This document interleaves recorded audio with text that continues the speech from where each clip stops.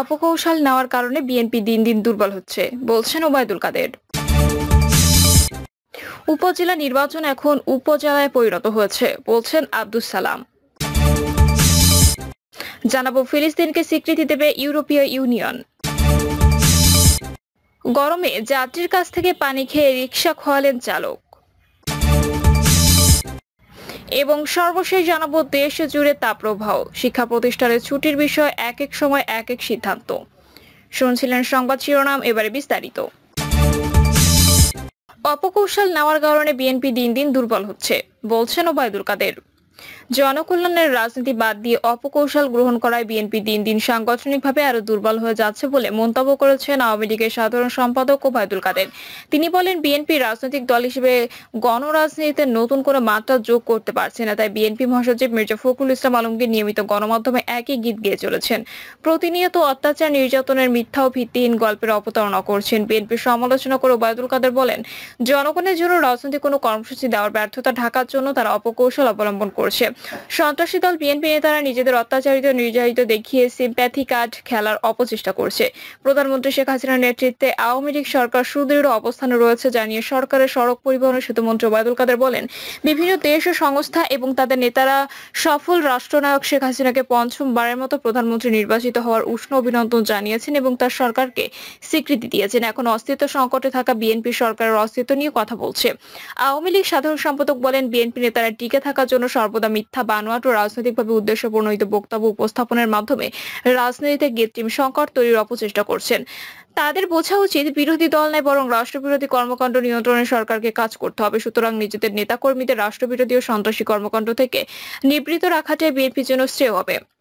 আওয়ামী লীগের হাতেই দেশের মানুষের গণতান্ত্রিক অধিকার সুরক্ষিত, এমন দাবি করে ওবায়দুল কাদের বলেন, বিএনপি শাসনামলে দুর্নীতি, লুটপাট ও দুঃশাসনের কথা জনগণ ভুলে যায়নি। কিভাবে সন্ত্রাস, উগ্র জঙ্গিবাদকে পৃষ্ঠপোষকতা দিয়ে সারা দেশকে সন্ত্রাসের অভয়ারণ্যে পরিণত করা হয়েছিল, সেসব কাহিনী যারা প্রত্যক্ষ করেছে তারা স্মরণ করলে বা কেউ শুনলে এখনো শিউরে ওঠে। জনগণ সেই দুঃসহ সময় দিনগুলোর ফিরে যেতে চায় না। আওয়ামী লীগ জনগণের জন্য শান্তিপূর্ণ, নিরাপদ ও কল্যাণমূলক রাষ্ট্র প্রতিষ্ঠা অঙ্গীকারবদ্ধ।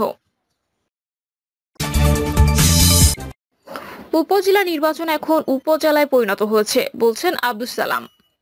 উপজেলা নির্বাচন এখন উপজেলায় পরিণত হয়েছে বলে মন্তব্য করেছেন বিএনপি চেয়ারপারসন, উপদেষ্টা ও ঢাকা মহানগর দক্ষিণের আহ্বায়ক আব্দুস সালাম। ক্ষমতাসীন দলকে উদ্দেশ্য করে তিনি বলেন, 7ই জানুয়ারি নির্বাচনের মতো উপজেলা নির্বাচনও সব বিরোধী দল প্রত্যাখ্যান করেছে। আব্দুস সালাম বলেন, জাতীয় নির্বাচন নিয়ে সরকার প্রহসন করছে। জাতীয় নির্বাচন দলীয় প্রার্থীদের উক্ত করেও ভোটার উপস্থিত করতে না পেরে এবার উপজেলা নির্বাচনে দলীয় প্রতীক উঠিয়ে দিয়েছে। উপজেলার মাঠে বেশি প্রার্থী দিয়ে ভোটার আনার পরিকল্পনা করছে সরকার, কিন্তু এই ফর্মুলা কাজে আসছে না। সালাম দাবি করেন, সরকারের ব্যর্থতার জন্য আজকে এই তীব্র দাবদাহ অপ্রয়োজনীয় বৃক্ষ নিধন করছে, তাপবিদ্যুতের নামে কয়লা পড়ছে, পার্শ্ববর্তী রাষ্ট্রকে খুশি করার জন্য শিল্প কারখানার নামে পরিবেশ ধ্বংস করছে। সরকার সুন্দরবনকে ধ্বংস করছে, তারা কৌশলে বাংলাদেশকে অকার্যকর রাষ্ট্রে পরিণত করছে। ফিলিস্তিনকে স্বীকৃতি দেবে ইউরোপীয় ইউনিয়ন। রাষ্ট্র হিসেবে ফিলিস্তিনকে স্বীকৃতি দিতে সম্মত ইউরোপের দেশগুলোর জোট ইউরোপীয় ইউনিয়ন।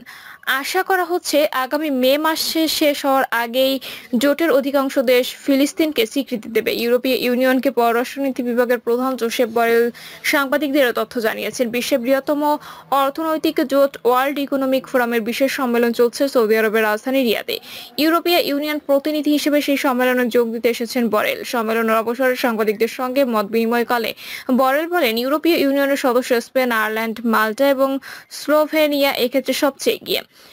মার্চ মাসে এই 3টি দেশ জানিয়েছিল ফিলিস্তিনকে রাষ্ট্র হিসেবে স্বীকৃতি দিতে কাজ করছে। তার এই সংবাদের প্রতিক্রিয়ায় ইসরায়েলের প্রধানমন্ত্রী বেঞ্জামিন নেতানিয়াহু বলেছিলেন, ফিলিস্তিনকে রাষ্ট্র হিসেবে স্বীকৃতি দেওয়া হলে তা হবে সন্ত্রাসের জন্য পুরস্কার ঘোষণার শামিল। গরমে যাত্রীর কাছ থেকে পানি খেয়ে রিকশা খোয়ালেন চালক। রাজধানীর ওয়ারীর ওয়ার স্ট্রিটের গলির ভেতরে অজ্ঞান পার্টির কবলে পড়ে রিকশা খোয়ালেন অজ্ঞাত এক রিকশা চালক। বিষয়টি নিশ্চিত করে ওয়ারী থানার সহকারী উপপরিদর্শক বিধু জানান, আজ রাতের দিকে ঘটনাস্থল থেকে অচেতন অবস্থায় ওই রিকশা চালককে উদ্ধার করায় ঢাকা মেডিকেলের জরুরি বিভাগে নিয়ে আসি। পরে জরুরি বিভাগের দায়িত্বরত চিকিৎসক তার পাকস্থলী ওয়াশ দিয়ে মেডিসিন ভবনের 601 নম্বর ওয়ার্ডে ভর্তি দেন। তিনি আরো জানান, খবর পেয়ে আমরা যখন ঘটনাস্থলে যাই তখন ওই রিকশা চালকটি অল্প অল্প কিছু কথা বলতে পারত। তিনি তখন এতটুকুই বলেছিলেন, বংশাল থেকে একজন প্যাসেঞ্জার নিয়ে তিনি ওয়ারি এলাকায় এসেছিলেন। প্রতিমধ্যে তার পানি পিপাসা লাগলো। ওই রিক্সা প্যাসেঞ্জার তাকে পানি খেতে দেয়। এরপর তার আর কিছু মনে নেই। রাস্তার পাশে পড়েছিলেন তিনি। এ সময় তার রিক্সাও ঘটনাস্থলে পাওয়া যায়নি। তবে ওই রিক্সা চালকের কাছে একটি বাটন মোবাইল পাওয়া গেছে। তার পরিবারের সঙ্গে যোগাযোগের চেষ্টা করছি। দেশ জুড়ে তাপপ্রবাহ, শিক্ষা প্রতিষ্ঠানে ছুটির বিষয়ে এক এক সময় এক এক সিদ্ধান্ত। প্রচন্ড গরমে শিক্ষা প্রতিষ্ঠান খোলা বা বন্ধ রাখার বিষয়ে এক এক সময় এক এক রকমের সিদ্ধান্ত নিচ্ছে শিক্ষা মন্ত্রণালয় এবং প্রাথমিক ও গণশিক্ষা মন্ত্রণালয়।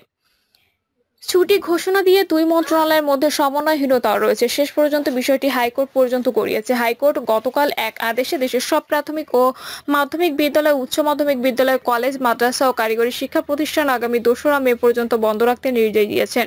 প্রচন্ড গরমে অসুস্থ হয়ে শিক্ষক সহ কয়েকজন মৃত্যুর ঘটনা নিয়ে বিভিন্ন গণমাধ্যমে প্রকাশিত প্রতিবেদন নজরে না হলে শুনানি নিয়ে বিচারপতি কে এম কামরুল কাদের ও বিচারপতি খিজির হায়াতের সমন্বয়ে গঠিত হাইকোর্ট বেঞ্চ গতকাল প্রণয়িত রুলস সহ এই আদেশ দেন।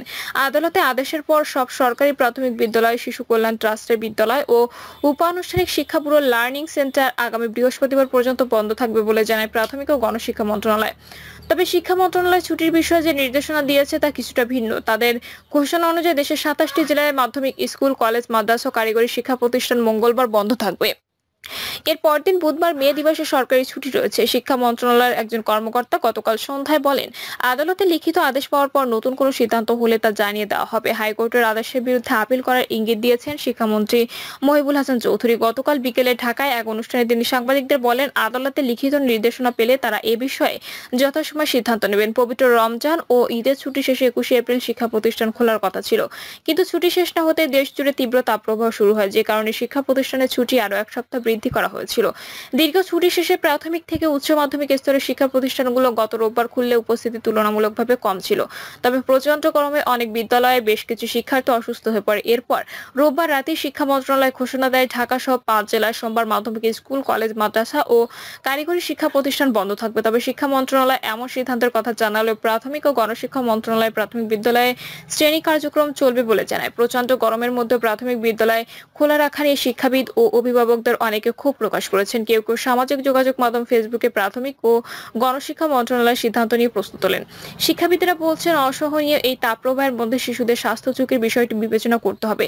প্রাথমিক ও গণশিক্ষা মন্ত্রণালয় এবং শিক্ষা মন্ত্রণালয়ের উচিত শিক্ষার্থীদের স্বার্থ সংশ্লিষ্ট যে কোনো বিষয়ে সমন্বিতভাবে সুস্থির সিদ্ধান্ত নেওয়া। এর আগে গত জানুয়ারিতে তীব্র শীতে স্কুলে ছুটি দেওয়া নিয়ে কয়েক ঘন্টার মধ্যে 3 রকম নির্দেশনা দিয়েছিল শিক্ষা মন্ত্রণালয়ের অধীন মাধ্যমিক ও উচ্চ শিক্ষা অধিদপ্তর। আর গত বছর প্রাথমিক ও গণশিক্ষা মন্ত্রণালয়ের অধীন সারা দেশের প্রাথমিক বিদ্যালয়গুলোতে 15 রমজান পর্যন্ত শ্রেণী কার্যক্রম চালু রাখার ঘোষণা দিয়েছিল। তখন শিক্ষা মন্ত্রণালয়ের অধীন মাধ্যমিক ও নিম্ন মাধ্যমিক বিদ্যালয় এবং কলেজ পর্যায়ের শিক্ষা প্রতিষ্ঠানগুলোতে ছুটি ছিল। এছাড়া এবারও পবিত্র রমজান মাসে শিক্ষা প্রতিষ্ঠান ছুটি দেওয়ার বিষয়টি আদালত পর্যন্ত গড়িয়েছিল। হাইকোর্টের একটি দ্বৈত বেঞ্চ গতকাল স্বপ্রণয়িত রুল সহ যে আদেশ দিয়েছেন তাতে দেশের সব প্রাথমিক ও মাধ্যমিক বিদ্যালয়, উচ্চ মাধ্যমিক বিদ্যালয়, কলেজ, মাদ্রাসা ও কারিগরি শিক্ষা প্রতিষ্ঠান 2রা মে পর্যন্ত বন্ধ রাখতে বলা হয়েছে। শিক্ষা সচিব, প্রাথমিক ও গণশিক্ষা সচিব সহ বিবাদীদের প্রতি এই নির্দেশ দেওয়া হয়েছে। আদেশে বলা হয়, তবে এই সময়ে চাইলে সংশ্লিষ্ট কর্তৃপক্ষ পাবলিক পরীক্ষা, এ লেভেল এবং ও লেভেলে পরীক্ষা নিতে পারে। আর যেসব শিক্ষা প্রতিষ্ঠান শীতাতপ নিয়ন্ত্রিত ব্যবস্থা রয়েছে সেসব প্রতিষ্ঠান চাইলে এই সময়ে খোলা রাখতে পারে। তীব্র তাপপ্রবাহে বাড়ছে হিট স্ট্রোক, শিক্ষক সহ 12 জনের মৃত্যু। হিট স্ট্রোকে একই দিনে 18 জনের মৃত্যু রেকর্ড ও দাবদাহের বিপদের রাজধানী শিরোনামে বিভিন্ন গণমাধ্যমে প্রকাশিত প্রতিবেদন আদালতের নজরে এনে শুনানি করেন আইনজীবী মোহাম্মদ মনির উদ্দিন। রাষ্ট্রপক্ষে শুনানিতে ছিলেন deputy attorney general Sheikh Saifuzzaman. প্রিয় দর্শক, এই ছিল এখনকার সর্বশেষ সংবাদ। আপডেট সব সংবাদ পেতে চ্যানেলটি সাবস্ক্রাইব করে বেল আইকনটি ক্লিক করে রাখুন।